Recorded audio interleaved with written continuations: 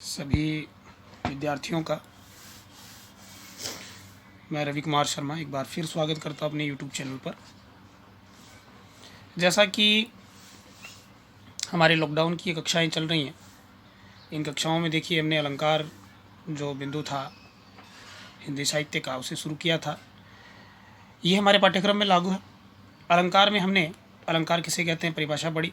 अलंकार वे शब्द होते हैं जो काव्य की शोभा बढ़ाते हैं, ये हमने पढ़ा।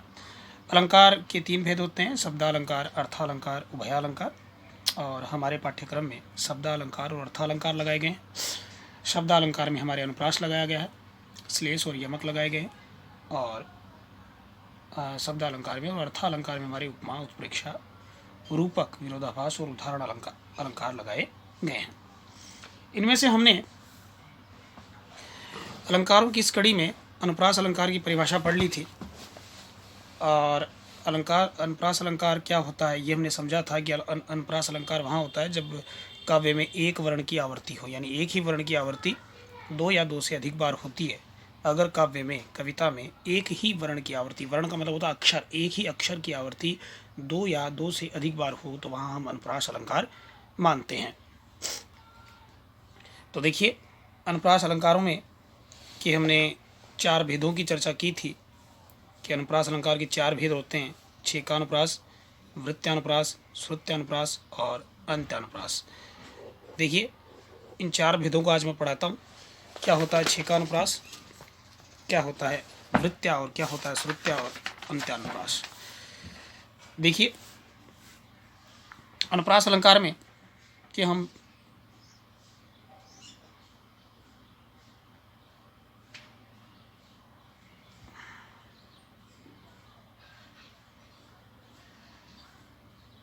के भेद पढ़ रहे हैं और ये भेद होते हैं 4। पहला भेद छेकानुप्रास। देखिए बड़े सरल हैं।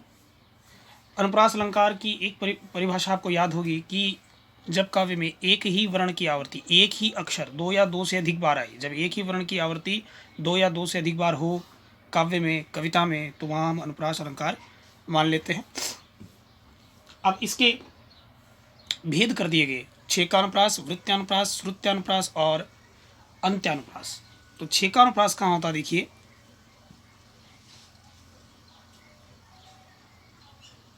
जब काव्य में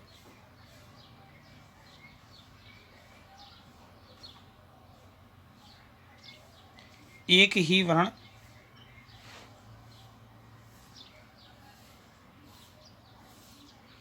दो बार आए। कितनी बार आए? 2 बार आए, तो वहाँ कौन सा अलंकार होता है? छेका अनुप्रास अलंकार होता है। जब काव्य में एक ही वर्ण कितनी बार आए? 2 बार आए, तो वहाँ छेका अनुप्रास अलंकार होता है। उदाहरण के तौर पर देखिए, भगवान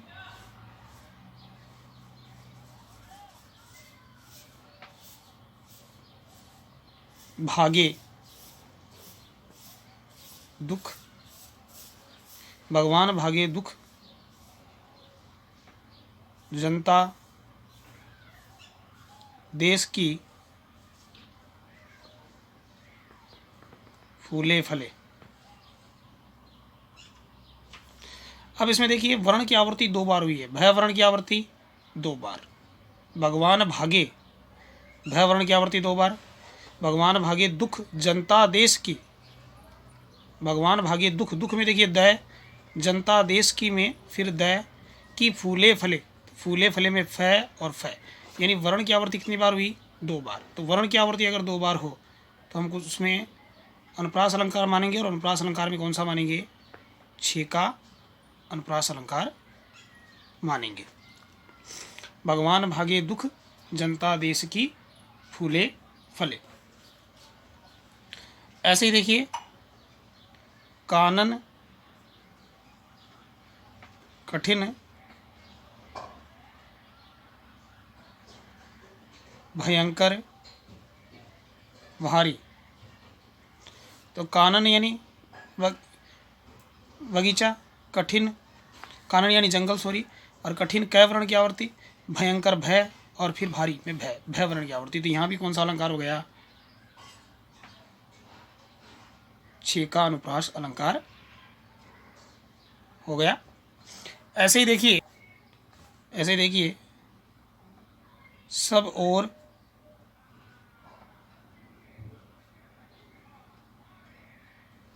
छठा थी छाई, सब और छठा थी छाई, छाई। तो देखिए 6 वर्ण की आवर्ती। तो वर्ण की आवर्ती जब काव्य में 2 बार हो तो वहां हम कौन सा अलंकार मान लेते हैं? 6 का अनुप्रास अलंकार मान लेते हैं। तो यहाँ हुआ 6 का अनुप्रास। अब दूसरा भेद देखिए, वर्ण की आवर्ती 2 बार हो तो वहां तो 6 का अनुप्रास। अब वृत्तीय अनुप्रास देखिए,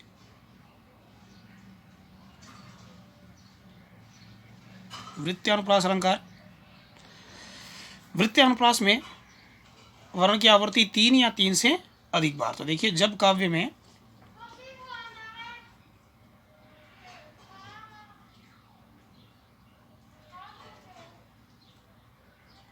एक ही, जब काव्य में एक ही वर्ण की आवृत्ति 3 या उससे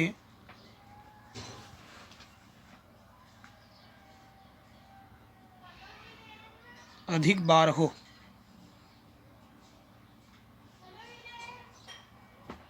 देखिए वृत्तीय अनुप्रास जब काव्य में एक ही वर्ण की आवृत्ति 3, वर्ण की आवृत्ति 3 या उससे अधिक बार हो, एक ही वर्ण की आवृत्ति 3 या उससे अधिक बार हो, तो वहां हम मान लेते हैं वृत्तीय अनुप्रास। उदाहरण के तौर पर देखिए, चारु चंद्र की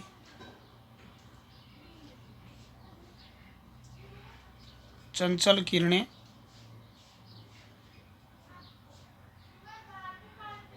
खेल रही थी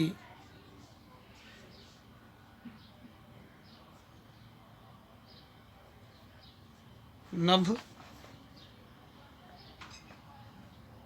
थल में।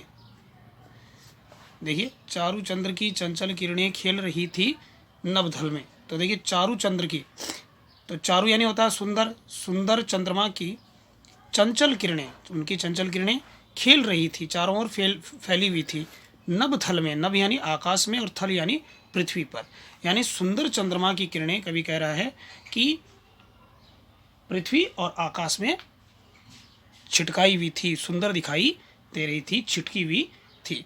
तो कवि ने प्राकृतिक सौंदर्य का वर्णन करते हुए अनुप्रास अलंकार का प्रयोग किया, और अनुप्रास अलंकार के कारण ये काव्य और ज़्यादा शोभायमान हो गया, और ज़्यादा सुंदर हो गया।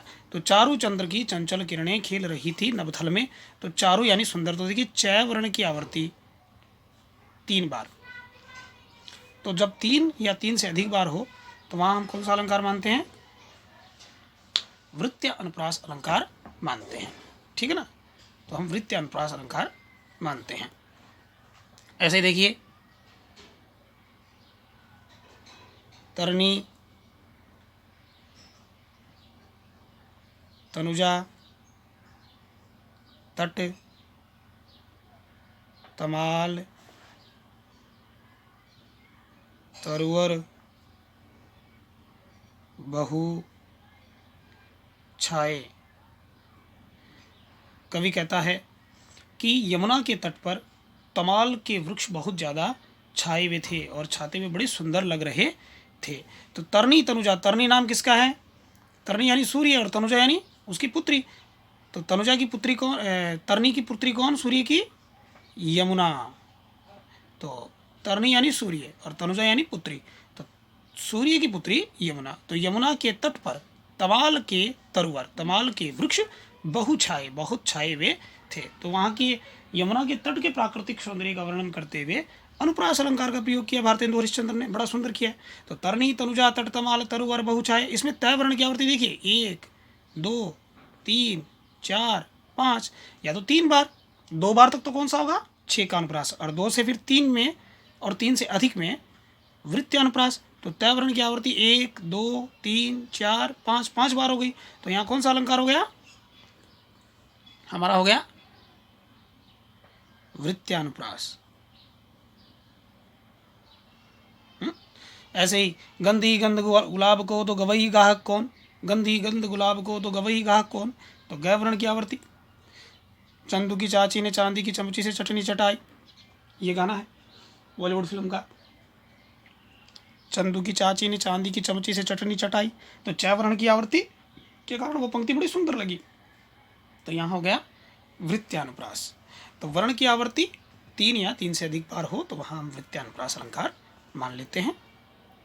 अगला हम लें तीसरा,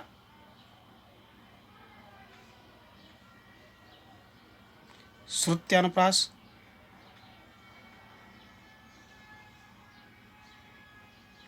श्रुत्यानुप्रास अलंकार, जब काव्य में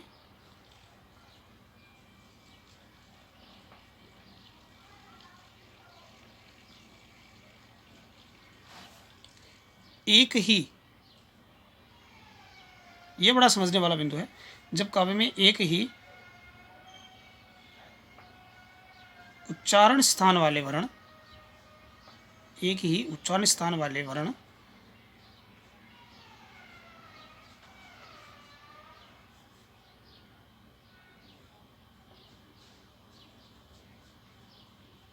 जब काव्य में एक ही उच्चारण स्थान वाले वर्णों की आवृत्ति हो,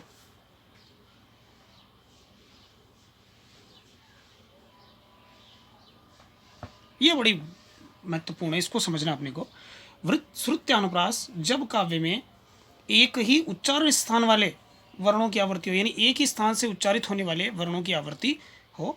तो एक ही स्थान से उच्चारित होने वाले वर्णों के 5 वर्ग बांटे, देखिए जैसे आप देखिए 5 वर्ग हैं, आप लाइन से समझ लेना। क, च, ट, त, प, ये 5 वर्ग है। क, च, ट, त, प।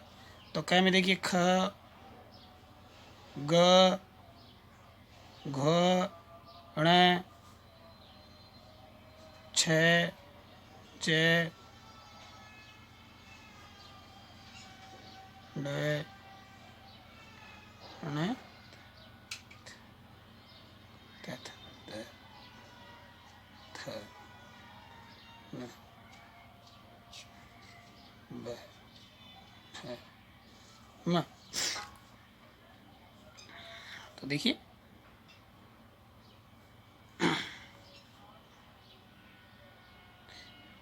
इसमें ये सा आएगा,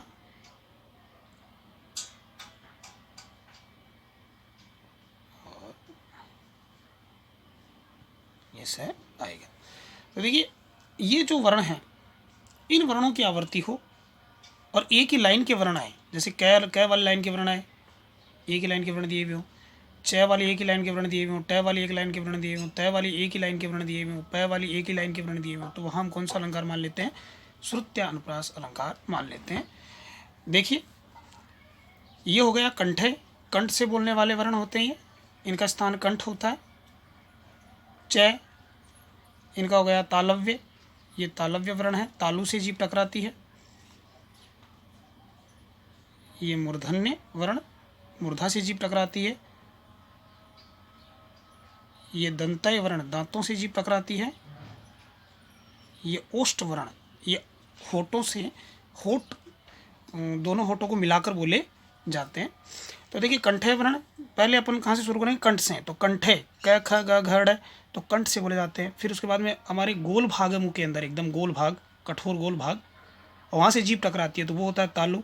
और उस कठोर भाग के आगे आप अगर हाथ लगा कर देखो जीभ, तो खुरदरा भाग है, दांतों से, दांतों के जस्ट ऊपर खुरदरा भाग है, वो कहलाता है मूर्धन्य। और दांतों के बाद में हमारी जीभ टकराएगी, तय वर्ण बोलने पर कौन सी कहाँ टकराएगी जीभ, मूर्धन्य के बाद हमारी जीभ टकराएगी दांतों पर। तो तय वर्ण वाले अक्षर जो माने जाते हैं वो माने जाते हैं दंतय, तय, थ, द, ध, न। तो हमारी जीभ कहाँ टकराती है, दांतों से। तो तय वाली लाइन वाले वर्ण कहाँ माने जाते हैं, दंतय माने जाते हैं। और इस स को, सीकर वाले स को दंतय वर्ण बोला जाता है। ऐसे ही अपन टै वाली लाइन बोलते हैं तो हमारी जीभ दांतों के जस्ट ऊपर एक खुरदरा भाग है, वहाँ से जीभ टकराती है और उस खुरदरे भाग को मूर्धा बोला जाता है। क्या बोला जाता है? मूर्धा। तो मूर्धा से जीभ टकराने के कारण इसको बोला गया मूर्धन्य। और ये जो श है षटकोण वाला, इसको मूर्धन्य श बोला जाता है। च वाली लाइन अगर अपन बोलते हैं तो जो खुरदरा भाग है इससे पहले एक गोल कठोर भाग है, वहाँ से जीभ टकराती है। तो च छ ज झ न, तो हमारी जीभ गोल जो कठोर भाग है हमारे मुंह का अंदर, तो वहाँ ये तालव्य वर्ण होते हैं, इसको तालु बोलते हैं। और ये जो संकर वाला श है ये तालव्य श बोला जाता है। ऐसे ही पै फ बै भ मै, और इनको बोलने पर हमारे होठ दोनों टकराते हैं, दोनों होठों को मिलाकर ये वर्ण बोले जाते हैं। इस कारण इनको बोलते हैं ओष्ठ, ओष्ठ वर्ण बोले जाते हैं। तो एक ही लाइन के अगर वर्ण आए तो वहाँ हम क्या मान लेते हैं? श्रुत्य अनुप्रास मान लेते हैं। उदाहरण के तौर पर देखिए,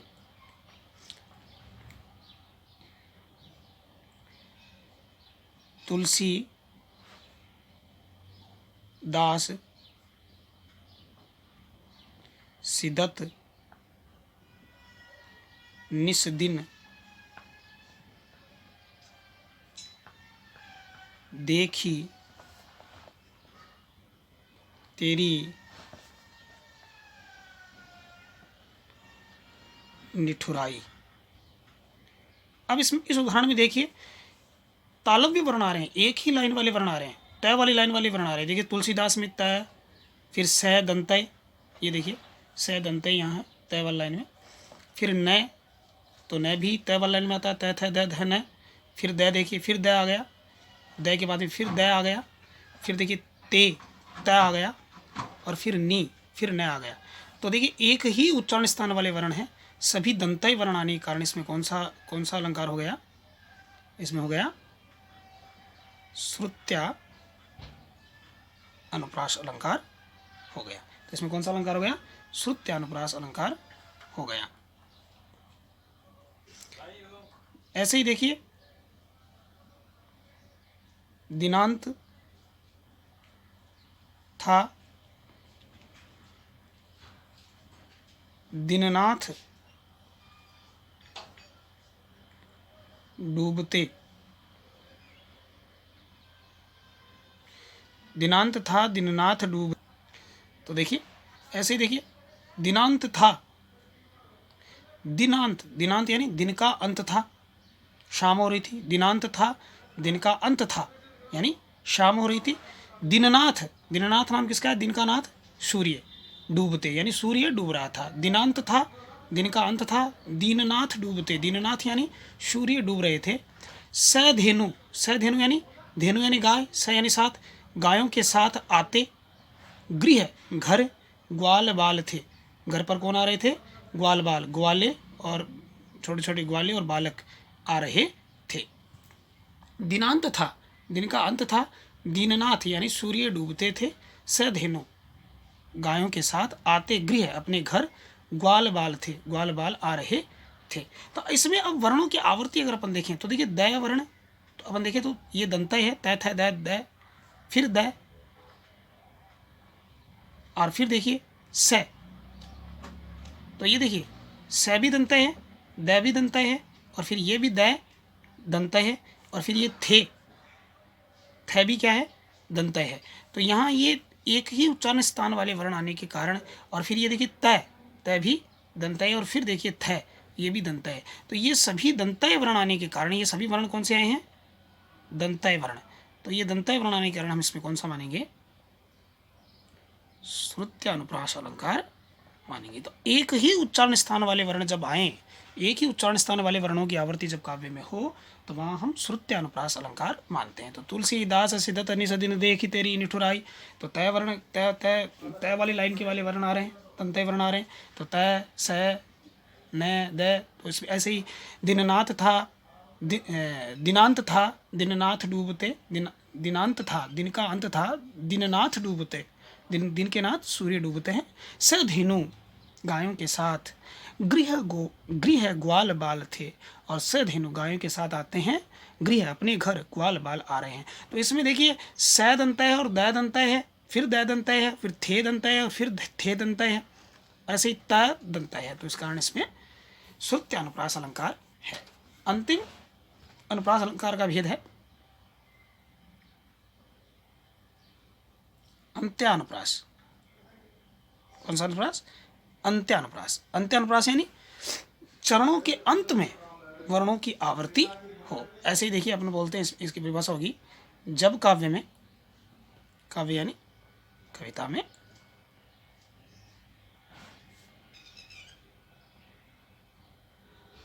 चरणों के अंत में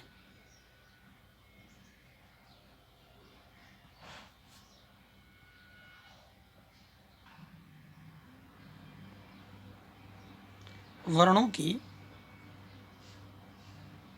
आवृत्ति हो, यानी चरणों के अंत में, चरण के अंत में वर्णों की आवृत्ति हो, तो वहां हम मान लेते हैं अंत्यानुप्रास। अंत्य यानी अंत में चरणों की आवृत्ति हो वर्णों की, तो वहां हम मान लेते हैं अंत्यानुप्रास अलंकार मान लेते हैं।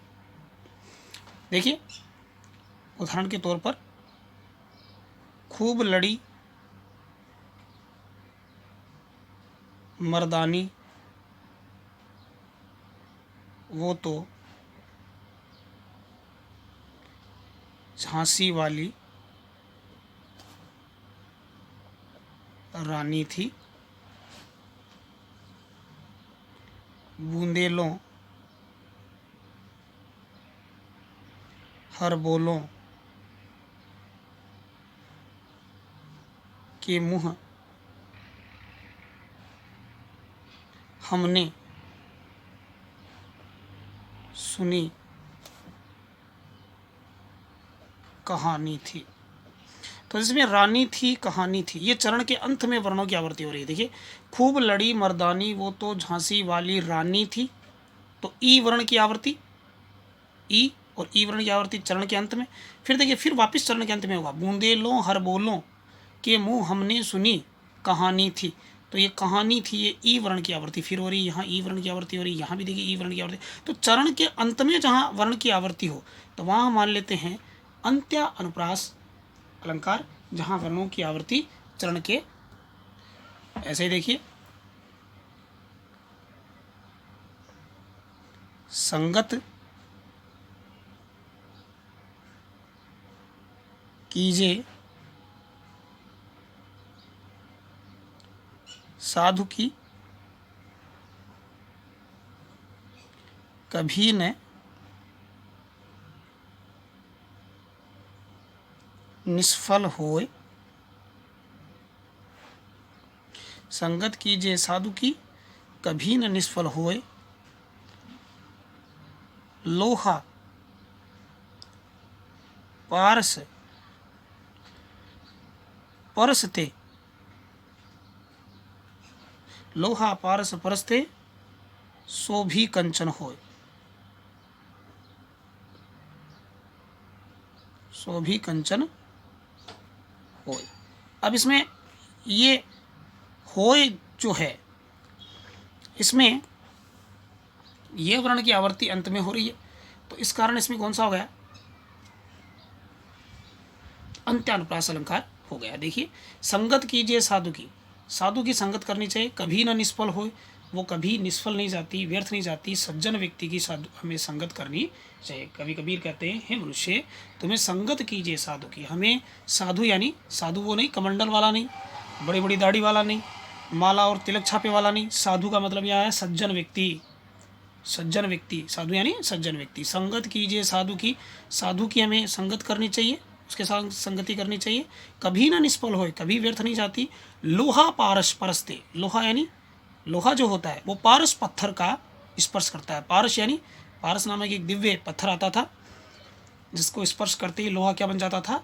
सोना बन जाता था। ये पुराणों में ऐसा उल्लेख मिलता है। तो लोहा पारस, लोहा पारस, परस, परस यानी स्पर्श, परस का मतलब क्या होता है? स्पर्श। लोहा पारस का स्पर्श करते ते यानी से, सो भी कंचन हो, तो वो भी कंचन यानी क्या बन जाता था? सोना बन जाता था। तो ये हो, यह वर्ण की आवर्ती कारण हम इसमें कौन सा मानेंगे? अंत्यानुप्रास अलंकार मानेंगे।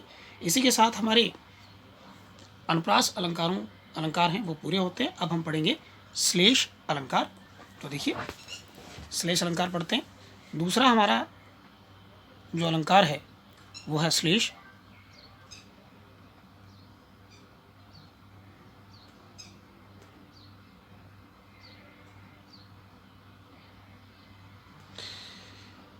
श्लेष अलंकार की परिभाषा देखिए।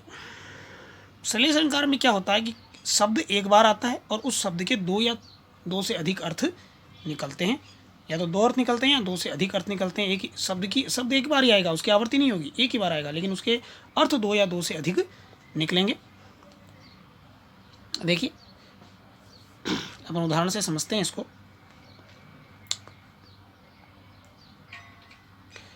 उदाहरण से अपन समझते हैं। उदाहरण अपन देखिए, चरण धरत चिंता करत भावत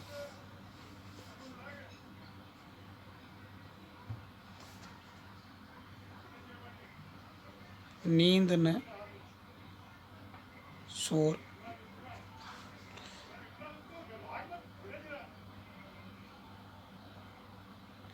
सुबरन को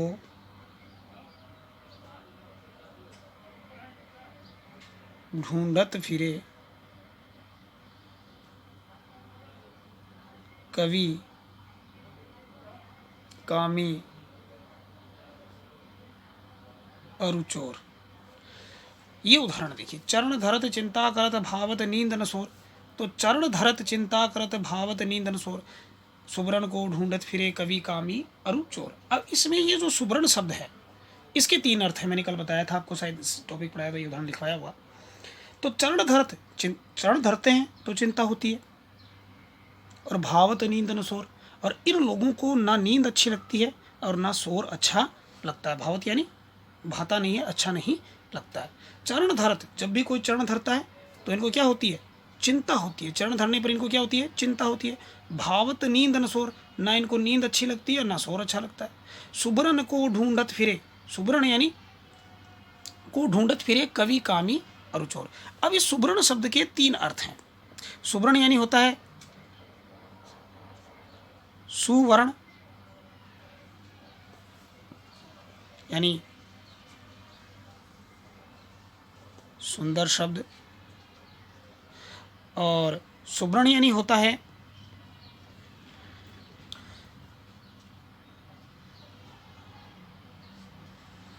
सुंदर रंग, और सुवर्ण यानी होता है सोना। ये एक धातु है। देखिए, चरण धरत चिंता करत भावत नींद न सोर, सुवर्ण को ढूंढत फिरे कवि कामी और चोर। तो सुवर्ण, सुवर्ण को ढूंढत फिरे, सुवर्ण अच्छे वर्णों को, सुंदर अक्षरों को ढूंढता है। कौन कौन ढूंढता है? कवि। रात के अंधेरे में कविताएं लिखता है, तो कवि को भी क्या, कोई चरण धरता है तो उसको चिंता होती है कि अरे भाई बीच में मैं डिस्टर्ब हो जाऊंगा, और ना उसको नींद आती है ना शोर अच्छा लगता है। क्योंकि जब वो कोई सुंदर रचना, कोई सुंदर कविता लिखता है कवि, तो उसको ना नींद अच्छी लगती है ना शोर अच्छा लगता है। और कोई चरण धरता है तो उनको चिंता भी होती है, क्योंकि बीच में क्या होगा, वो उसके कविता रचना में बाधा उत्पन्न होगी, इस कारण कवि को चिंता होती है। तो वो ढूंढता किसको है? सुवर्ण, सुंदर शब्दों को ढूंढता है और सुंदर शब्दों से अपनी काव्य रचना करता है। सुवर्ण को ढूंढत फिरत कवि कामी, और कामी व्यक्ति यानी दुष्चरित्र वाला, बुरे चरित्र वाला व्यक्ति सुंदर रंग की स्त्री को ढूंढता है। सुवर्ण सुंदर रंग को ढूंढता है। सुंदर रंग वाली स्त्री होगी, उसके प्रति वह कामुकता का भाव रखेगा, बुरे विचार रखेगा। तो कामी व्यक्ति सुंदर रंग वाली स्त्री को ढूंढता है। तो यहाँ इस सुवर्ण शब्द का कामी के अर्थ में है सुंदर रंग, और कवि के अर्थ में सुवर्ण सुंदर शब्द। और अरुचोर, और चोर ढूंढता है सुवर्ण, क्या ढूंढता है? सोने को ढूंढता है। सुवर्ण को ढूंढत फिरे कवि कामी और चोर ढूंढता है सोने को, सोना नामक धातु को ढूंढता है। और चोर को भी कोई चरण धरता है तो चिंता होती है, और ना नींद अच्छी लगती है ना शोर अच्छा लगता है। ऐसे कवि रात में कोई रचना करता है तो कोई चिंता होती है, और चरण धरते तो उसको चिंता होती है, और नींद नहीं अच्छी लगती है और शोर अच्छा नहीं लगता। ऐसे कामी व्यक्ति अगर किसी से मिलने जाए अपनी नायिका से, तो उस कामी व्यक्ति को भी कोई चरण धरता है तो चिंता होती है और नींद और शोर अच्छा नहीं लगता। लेकिन तीनों ही ढूंढते किसको हैं? सुवर्ण को ढूंढते हैं। सुवर्ण का अर्थ होता है सोना, सुंदर शब्द और सुंदर रंग। तो यहाँ सुवर्ण शब्द के तीन अर्थ होने के कारण इस पंक्ति में कौन सा अलंकार हो गया? श्लेष अलंकार हो गया। हाँ, अब इसकी परिभाषा बनी। जब काव्य में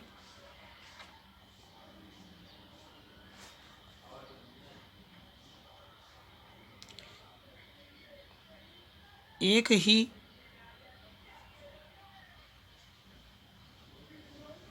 शब्द के दो या दो से अधिक, या तो दो या दो से अधिक अर्थ निकले तो वहाँ श्लेष अलंकार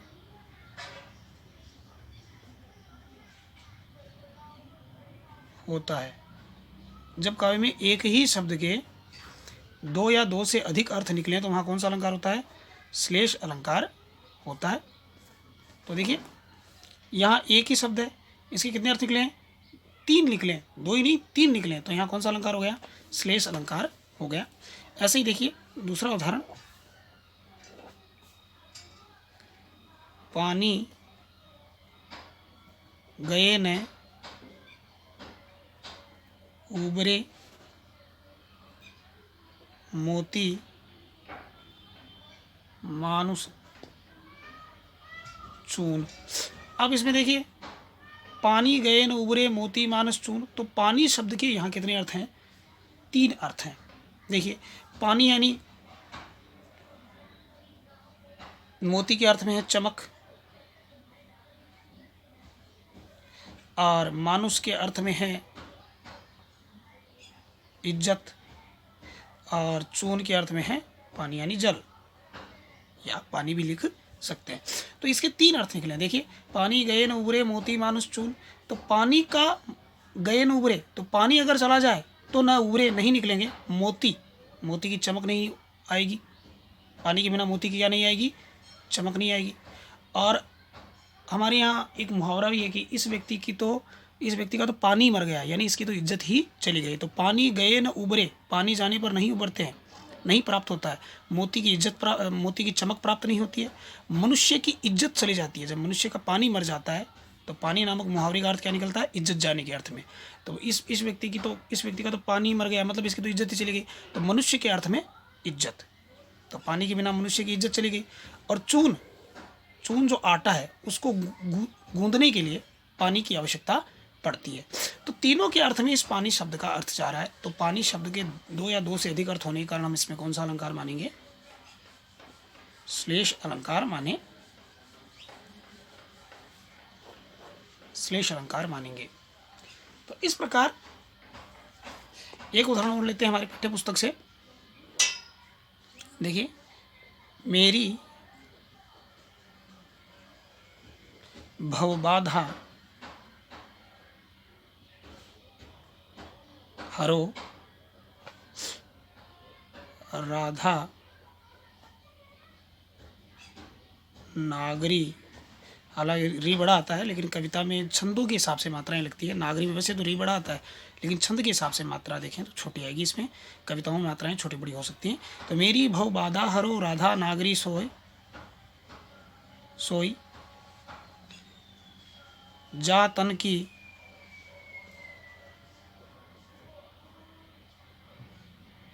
झाई परे श्याम हरित दूती होई। तो यहाँ देखिए ये कवि बिहारी का दोहा है। देखिए मेरी भव बाधा हरो राधा नागरी सोई जा तन की झाई परे श्याम हरित दूती होई। तो इस बिहारी के दोहे में राधा कहती है मेरी भव बाधा हरो।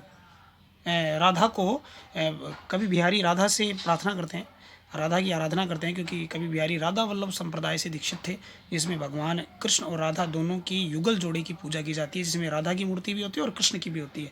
तो राधा की भी उतनी मान्यता है जितनी कृष्ण की है। तो बिहारी जो है वो राधा से प्रार्थना करते हुए कहते हैं मेरी भव बाधा यानी मेरी संसार की बाधा, भव यानी संसार, मेरी संसार की बाधा हरो, उसका हरण करो। राधा नागरी सोई, हे राधा तुम तो नागरी हो, चतुर हो, तुम तो मेरी बाधाएं दूर कर सकती हो, क्योंकि राधा की बात भगवान कृष्ण मान लेंगे। हाँ, अगर कोई एसपी आपका काम ना करे और एसपी की पत्नी से अगर आपने एसपी की पत्नी को अगर बहन बना रखा है और आपने उनसे जाकर निवेदन किया, तो वो अपनी पत्नी की बात को मना नहीं कर सकता। उसी प्रकार भगवान कृष्ण की को मनाने के लिए बिहारी बड़ी चतुरता से काम ले रहे हैं और वो राधा से बोल रहे हैं कि मेरी बहु बाधा हरो, क्योंकि राधा को तो भगवान कृष्ण मना नहीं कर पाएंगे, और राधा अगर भगवान कृष्ण को कहेगी तो बिहारी की बाधाएं दूर हो जाएंगी, उसके संसार के कष्ट दूर हो जाएंगे। तो देखिए एक बार फिर पंक्ति को, मेरी भव बाधा हरो, मेरी संसार की बाधा हरो, राधा नागरी सोय, हे राधा तुम तो नागरी हो, चतुर हो, जहाँ तन की झाई परे, तुम्हारे तन की तो जा यानी तुम्हारे तन की झाई परे, तन यानी होता है शरीर, तुम्हारे शरीर की झाई परे छाया पड़े, तुम्हारे शरीर की जहाँ तन की झाई पड़े, तुम्हारे तन की तुम्हारे शरीर की झाई यानी छाया पड़े, श्याम हरित दूती हो, श्याम यानी कृष्ण, कृष्ण क्या हो जाते हैं, हरे हो जाते हैं, और कृष्ण जब हरे हो जाते हैं, हरे होना यानी क्या होता है, खुश होना, हरा होना एक मुहावरा है, खुश होना, श्याम हरित दूती हो, भगवान कृष्ण की दूती हरी हो जाती है, चमक हरी हो जाती है, यानी वो प्रसन्न हो जाते हैं। तो इस प्रकार बड़े चतुर हैं बिहारी जी, और उन्होंने राधा से प्रार्थना करके अपना काम करवाना चाहे, अपने संसार के कष्ट दूर करवाने चाह रहे हैं। तो कह रहे हैं हे राधा, तुम इस संसार की बाधाओं को दूर कर सकती हो, क्योंकि तुम्हारे तन की तुम्हारे शरीर की छाया पड़ने मात्र से भगवान हरे हो जाते हैं, प्रसन्न हो जाते हैं, उनकी दूती यानी चमक हरी हो जाती है, वो प्रसन्न हो जाते हैं। तो अपन नहीं बोलते कि वो तो आज बहुत हरा हूँ, हरा यानी प्रसन्न है, आज तो बहुत हरा हो रखा है, यानी बहुत प्रसन्न हो रखा है। तो यहाँ देखिए, अब इस श्याम शब्द का अर्थ है कृष्ण, लेकिन इस श्याम शब्द का अर्थ श्याम यानी काला भी होता है, काले से भी अर्थ लगा सकते हैं। जहाँ तन की झाई परे यानी राधा के तन की झाई परे, तो राधा का रंग कैसा था, राधा के रंग कैसा था,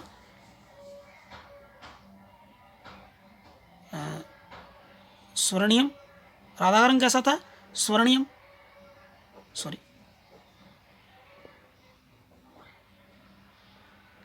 स्वर्णियम, राधा का रंग था स्वर्णियम, सोने के रंग की थी राधा, यानी उसका रंग था वो स्वर्णिम रंग का था। तो राधा के तन की झाई छाया पड़ने से, तो सोने का रंग कैसा होता है, पीला, और कृष्ण का रंग कैसा था, काला, काला और पीला मिलने से कौन सा बना, हरा। काले रंग के अंदर अगर आप पीला रंग मिलाओगे तो कौन सा रंग बनेगा, हरा रंग बनेगा। काला और पीला रंग मिलाओगे तो कौन सा रंग बनेगा, हरा। तो अगर इस श्याम शब्द का अर्थ काले से भी ले सकते हैं, तो देखिए, जहाँ तन की झाई परे, तुम्हारे तन की छाया पड़ने से, तो भगवान राधा का रंग था स्वर्णिम, पीला। तो पीला रंग अगर श्याम हरित दूती हो, तो श्याम रंग कैसा हो जाता है, काला रंग कैसा हो जाता है, हरित दूती हो, हरा हो जाता है। तो पीला और काला मिलने से हरा बन गया। तो इस कारण इस श्याम शब्द के दो अर्थ हो सकते हैं। इस कारण इसमें कौन सा अलंकार हो गया, श्लेष अलंकार हो गया। तो इसी के साथ हमारा श्लेष अलंकार पूरा होता है। श्लेष अलंकार में जब काव्य में एक ही शब्द के दो या दो से अधिक अर्थ निकले तो वहाँ श्लेष अलंकार होता है। आज की कक्षा में इतना ही। आपने बहुत बहुत धन्यवाद, आप समय देते हो, और ज़्यादा से ज़्यादा वीडियो को देखें और लाइक करें, शेयर करें। जय हिंद, जय भारत।